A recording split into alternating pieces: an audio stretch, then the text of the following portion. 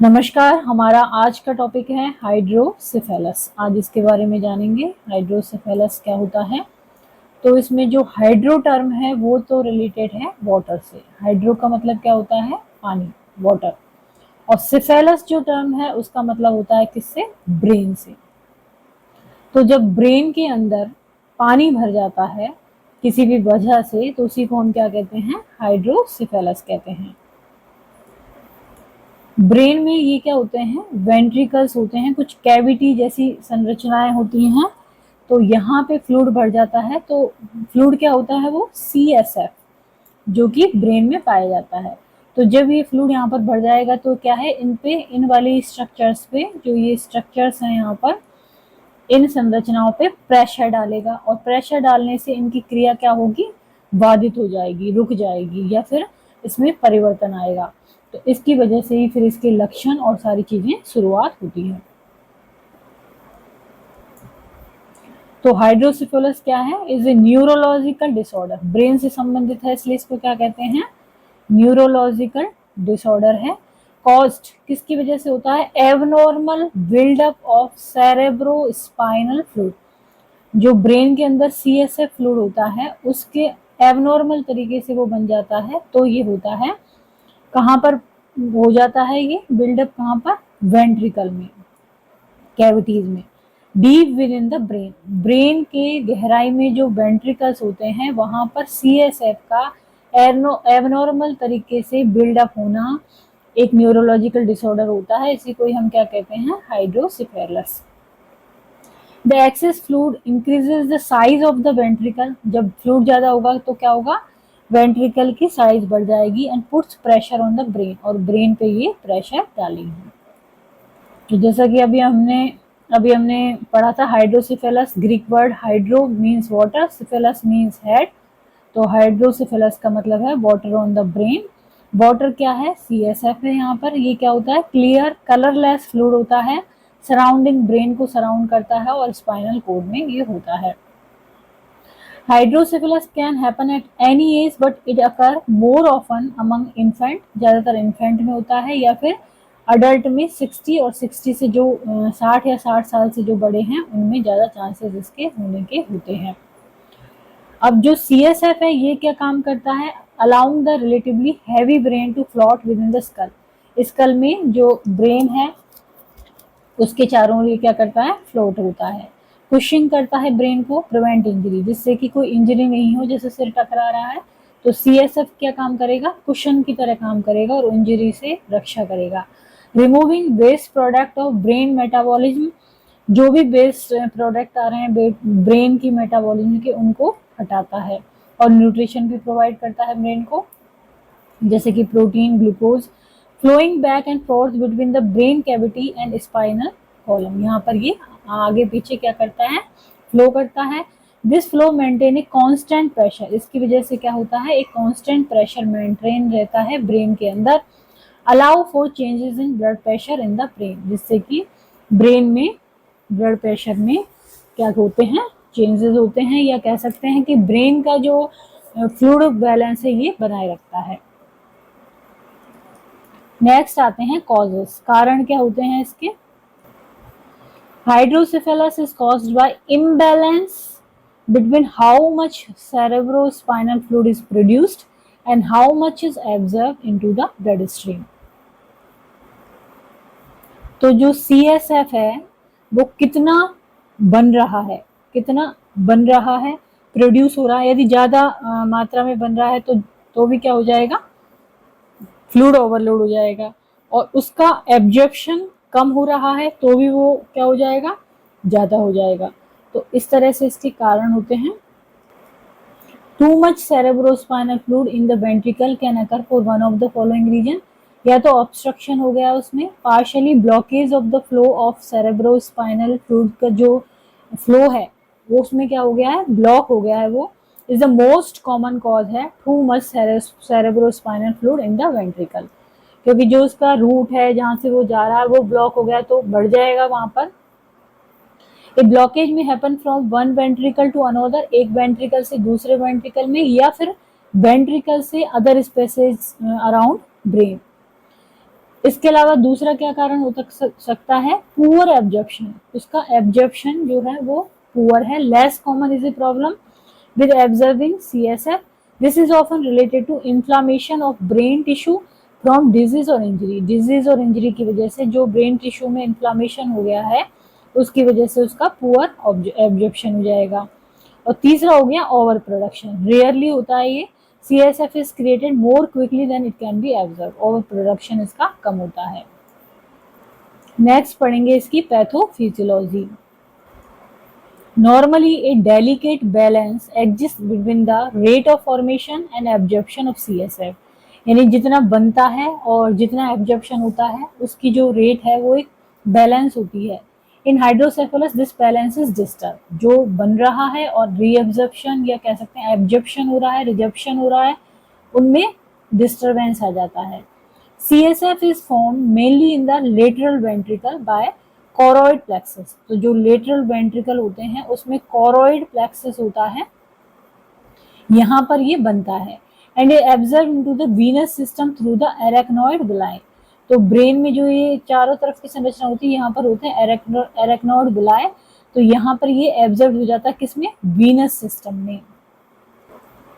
CSF circulate within the ventricle and the subarachnoid space. Circulate कहाँ से होता है, वेंट्रिकल से सबएरेक्नॉइड स्पेस में, या कह सकते हैं वीनस रिटर्न हो जाता है इसका सबएरेक्नॉइड स्पेस से। एंड ऑब्स्ट्रक्शन में occur in the free circulation of CSF, this blockage causes increase pressure on the brain और स्पाइनल कोड। तो जो फ्री सर्कुलेशन हो रहा होता है इसमें, उसमें क्या आ जाता है, ऑब्स्ट्रक्शन आ जाता है, उसकी वजह से ये क्या हो जाता है, प्रेशर बढ़ जाता है। The site of obstruction may be foramen of Monro, the aqueduct of Sylvius, the foramen of Lashka और the foramen of Magendie। इन जगह पे ऑब्स्ट्रक्शन इसका हो सकता है।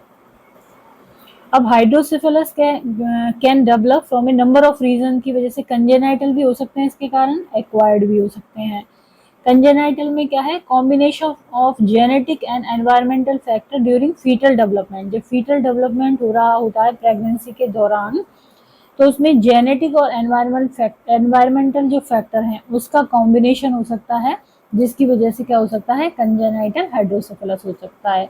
Congenital means present at birth, birth पर जब वो बच्चा जन्म लेता है तभी उसमें परेशानी होती है। The most common cause of congenital hydrocephalus के कारण क्या होते हैं, mainly spina bifida and other brain and spinal cord neural tube defect, ये कारण हो सकता है।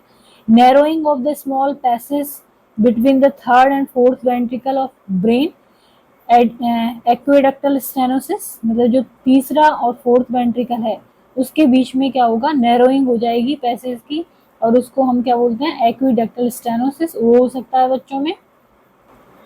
इसके अलावा कॉम्प्लिकेशन ऑफ प्रीमेच्योर बर्थ, जैसे कि bleeding with in the ventricle, premature birth की वजह से क्या हो गया, ब्लीडिंग हुई वेंट्रिकल में, तो हो सकता है। इन्फेक्शन ड्यूरिंग प्रेगनेंसी, कौन से इन्फेक्शन, जैसे कि rubella, that can cause inflammation in the foetal brain tissue में।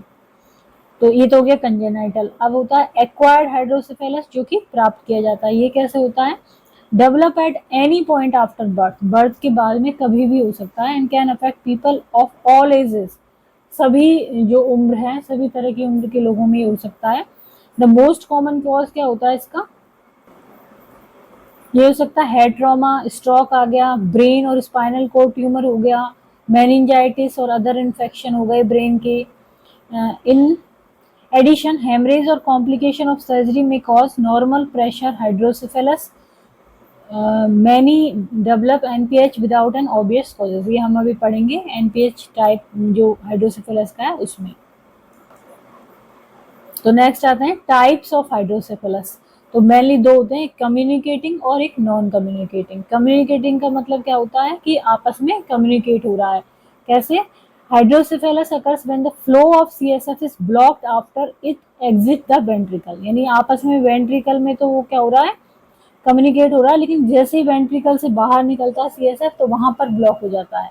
This form is called communicating because the CSF can still flow between the ventricle, क्योंकि वेंट्रिकल के बीच में तो ये फ्लो हो रहा है, लेकिन वेंट्रिकल से बाहर इसका ब्लॉकेज हो रहा है। and the passage between them remain open. Reduced flow and absorption of CSF into specialized blood vessel called arachnoid villi. Arachnoid villi में जो इसका पैसेज है या फ्लो है can also result in buildup of CSF in the ventricle. तो यहाँ पर यदि फ्लो में प्रॉब्लम आ रही है तो वेंट्रिकल में क्या हो सकता है, बिल्डअप हो जाता है CSF। तो मेनली बस ये यही है कि कम्युनिकेटिंग हाइड्रोसेफेलस में जो वेंट्रिकल के बाहर आउटफ्लो होता है उसका वहां पर ब्लॉकेज होता है, जबकि नॉन कम्युनिकेटिंग में क्या है, when the flow of CSF is blocked along one or more of the narrow passages connecting the ventricle, आपस में वेंट्रिकल में ही जो कनेक्टिंग वे है वहां पर ही यदि ऑब्स्ट्रक्शन आ जाता है तो होता है नॉन कम्युनिकेटिंग। अब आता है नॉर्मल प्रेशर हाइड्रोसेफेलस। ये क्या होता है, happen when CSF buildup causes ventricle to enlarge, ventricle enlarge हो जाते हैं क्योंकि उसमें CSF बिल्डअप हो जाता है। देयर इज लिटिल और to no increase in pressure, लेकिन यहाँ पर प्रेशर इंक्रीज नहीं होता। NPH happen most often among elderly, elderly में ये होता है। देन फोर्थ है hydrocephalus ex vacuo, result from brain damage caused by head injury और स्ट्रोक। तो ये चौथा टाइप है। देन हम पढ़ेंगे इसके सिम्टम्स के बारे में, लक्षण के बारे में। लक्षण इन्फेंट में और जो सब एज के ग्रुप के लोग हैं उनमें अलग अलग सिम्टम होते हैं। कॉमन सिम्टम इन्फेंट में क्या होते हैं, हेड में चेंज होना, the head is larger than usual, जैसे एक बच्चे का हेड इतना है तो हाइड्रोसेफेलस में लार्जर होगा वो। A rapid increase in the size of infant head, infant head क्या होगा, साइज बढ़ती जाएगी। ए बल्ज और टेंस सॉफ्ट स्पॉट होगा top of the head, head के टॉप पर यहाँ पर क्या होगा, बल्ज और टेंस सॉफ्ट स्पॉट होगा। फिजिकल सिम्टम क्या आएंगे, nausea and vomiting, sleepiness, sluggishness, lethargy लगता है, हमेशा सोता हुआ सा और मतलब सोने की इच्छा, इरिटेबिलिटी होती है, पुअर ईटिंग होती है, सीजर आते हैं। Eye fix downward, downward eye fix हो जाती है, इसको कहते हैं sun setting of the eye, sun setting eye है यहाँ पर डाउनवर्ड तो उसको सन सेटिंग आई कहते हैं। Problem with muscle tone and strength, अब टोडलर जो होता है या ओल्डर चिल्ड्रन है उसमें क्या सिम्टम आते हैं, हेडेक, ब्लड और double vision, eye movement that are not usual, enlargement of toddler head, sleepiness, nausea, vomiting, balance के साथ ट्रबल होना, poor coordination, poor appetite, loss of bladder control और यूरिनेटिंग ऑफन। ओल्डर एडल्ट में 60 और above में क्या आते हैं, लॉस ऑफ ब्लैडर कंट्रोल और needing to urinate often, memory loss हो जाना, progressive loss of other thinking और reasoning skill, trouble walking, often describe as shuffling और the feeling of feet being stuck, poor coordination और balance. Then हम पढ़ेंगे इसका diagnosis कैसे करते हैं। डायग्नोसिस में है न्यूरोलॉजिकल, क्लिनिकल न्यूरोलॉजिकल एग्जामिनेशन किए जाते हैं और ब्रेन इमेजिंग टेक्निक के द्वारा भी इसका एग्जामिनेशन किया जाता है, जैसे कि USG, MRI, ultrasound, MRI, CT scan, और based on age, symptom, known और सस्पेक्टेड एबनॉर्मलिटीज इन ब्रेन और स्पाइनल कॉर्ड। न्यूरोलॉजिकल एग्जामिनेशन में क्या किया जाता है, मसल स्ट्रेंथ चेक करते हैं, रिफ्लेक्सेस चेक करते हैं, कोऑर्डिनेशन और बैलेंस चेक करते हैं, विजन, आई मूवमेंट, हियरिंग, ये सब चीज़ का टेस्ट होता है, मेंटल फंक्शनिंग का, मूड का टेस्ट होता है, स्पाइनल टैप, लंबर पंक्चर किया जाता है, इंट्राक्रैनियल प्रेशर मॉनिटरिंग की जाती है, which uses a small pressure monitor inserted into the brain or to measure pressure. Fundoscopic examination किया जाता है, which uses a special device to view optic nerve at back of eye पे, इसके द्वारा फंडोस्कोपिक examination के द्वारा बैक ऑफ आई पे optic जो नर्व है उसको देखा जाता है। देन आता है ट्रीटमेंट। तो मेडिकल मैनेजमेंट में द गोल ऑफ ट्रीटमेंट क्या होता है इसका, client with hydrocephalus to reduce और prevent brain damage by improving the flow of CSF, flow सही हो जाएगा तो ब्रेन डैमेज क्या हो जाएगा, प्रिवेंट हो जाएगा। तो ये गोल होता है, विच में इंक्लूड सर्जरी भी हो सकती है इसमें, to provide shunting for drainage of excess fluid from ventricle to extracranial space, जैसे कि पेरिटोनियम और राइट एट्रियम ओल्डर चिल्ड्रन में राइट एट्रियम में। और मैनेजमेंट विद मेडिकेशन भी होता है, जिससे कि आईसीपी, तो मेडिकेशन का उद्देश्य क्या होता है कि आईसीपी को कम करना। इफ प्रोग्रेशन इज स्लो और सर्जरी इज कॉन्ट्राइंडिकेटेड, यदि सर्जरी को कॉन्ट्राइंडिकेटेड है, उस पेशेंट में नहीं कर सकते, तो प्रोग्रेशन को स्लो करने के लिए आईसीपी को रिड्यूस किया जाता है और उसके लिए मेडिसिन दी जाती है। तो इसमें आता है फार्माकोलॉजिक ट्रीटमेंट। इसमें क्या देते हैं, इसमें देते हैं डायूरेटिक, जैसे कि एसिटाजोलोमाइड एंड फुरासेमाइड, ये डॉक्टर प्रेस्क्राइब करते हैं। Treat post haemorrhagic hydrocephalus in neonate, both are diuretic, ये दोनों ही क्या हैं, डायूरेटिक हैं। Also appear to decrease secretion of CSF, CSF का सिक्रीशन को भी ये कम करते हैं। कहाँ पर, कोरोइड प्लेक्सस, जहाँ पर सीएसएफ बनता है वहाँ पर। एंटी कन्वर्जेंट भी दिए जाते हैं, जो कि सीजर्स को कम करने के लिए, प्रिवेंट करने के लिए। एंटीबायोटिक, इसमें culture and sensitivity dependent for shunt infection, जैसे कि सेप्टिसीमिया, वेंट्रिकुलाइटिस, मेनिंजाइटिस, और गिवन एज ए प्रोफाइलिक ट्रीटमेंट की तरह एंटीबायोटिक दी जाती है। अभी जो है क्या है, ब्रेन सर्जरी जो है वो उससे हाइड्रोसेफेलस को ट्रीट किया जाता है, ओनली वे मान सकते हैं इसको हम। तो इसमें दो टाइप की ब्रेन सर्जरी होती हैं, कौन कौन सी, ब्रेन सर्जरी को देख लेते हैं। इसको हम शंटिंग कहते हैं, शंटिंग या बीपी शंट भी कहा जाता है। तो इसमें क्या होता है, ये जैसे ये क्या है, वेंट्रिकल है, तो यहाँ पर एक कैथेटर लगाया जाता है, वेंट्रिकल कैथेटर। तो यहाँ से सीएसएफ यहाँ पर, और इस कैथेटर को स्किन के थ्रू नीचे डालते हुए एब्डोमिनल कैविटी, पेरिटोनियम में इसको बाहर निकाल दिया जाता है। तो यहाँ से सीएसएफ इसके द्वारा बाहर हो जाता है और यहाँ पर प्रेशर डाउन हो जाता है, और इस तरह से ये हाइड्रोसेफेलस का ट्रीटमेंट होता है। The most common type of treatment for hydrocephalus is surgical placement of a medical device called a shunt. A shunt is a flexible tube होती है ये, that's placed in the brain. Brain में इसको place किया जाता है। It drains the excess CSF. ये क्या करती है, ड्रेन कर देती है जो एक्स्ट्रा CSF होता है उसको, to another area of body where it can be absorbed, जहाँ पर इसको एब्जॉर्ब किया जा सके। एंडोस्कोपिक थर्ड वेंट्रिकुलोस्टोमी, ETV, ये भी की जाती है surgery. Small hall is made in the floor of third ventricle, जो थर्ड वेंट्रिकल होता है उसकी फ्लोर पे एक होल बनाया जाता है। This create a pathway for CSF to flow in and around brain as it would normally, इस तरह से एक पाथवे किया जाता है जिससे कि CSF जो है वो फ्लो हो जैसे कि वो नॉर्मली फ्लो होता है। This procedure is generally performed in children over the age of 2 साल से बड़े बच्चों में। तो सर्जिकल में मेनली क्या होता है, बीपी शंट होता है, वेंट्रिकुलो पेरिटोनियल शंट।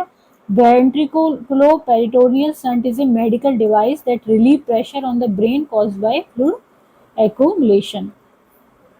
वेंट्रिकुलो एट्रियल में क्या होता है, एट्रियम के द्वारा बाहर निकलता है इसमें। तो ventriculo atrial shunt placement enables cerebrospinal fluid to flow from the cerebral ventricular system से एट्रियम ऑफ द हार्ट से ये आउट निकलता है। और एक और होता है इसमें, ये होता है लंबो peritoneal shunt, only use for communicating hydrocephalus के लिए यूज होता है। CSF फिस्टुला और शूडो ट्यूमर सेरेब्राई। देन हम पढ़ेंगे इसका नर्सिंग डायग्नोसिस क्या क्या होते हैं इसके। Risk for injury related to increase ICP बढ़ने से क्या है, इंजरी हो सकती है ब्रेन में। Risk for impaired skin integrity related to pressure from physical immobility, physical immobility नहीं हो रही है इसलिए स्किन इंटेग्रिटी इम्पेयर्ड हो सकती है। Risk for infection related to presence of shunt, बाहर की चीज है इसलिए इन्फेक्शन के चांसेस हो जाते हैं।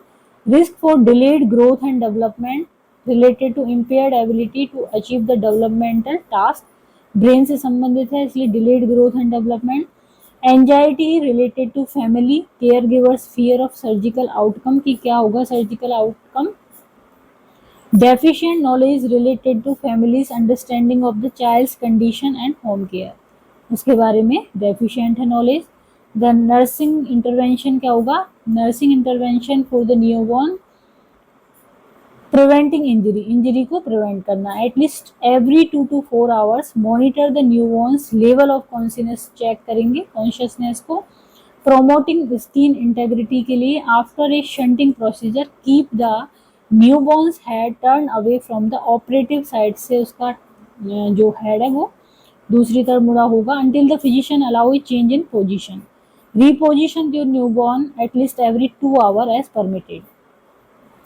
फिर वापस से उसको रिपोजिशन करेंगे दो घंटे बाद। प्रिवेंटिंग इन्फेक्शन के लिए closely observe for and promptly report any sign of infection.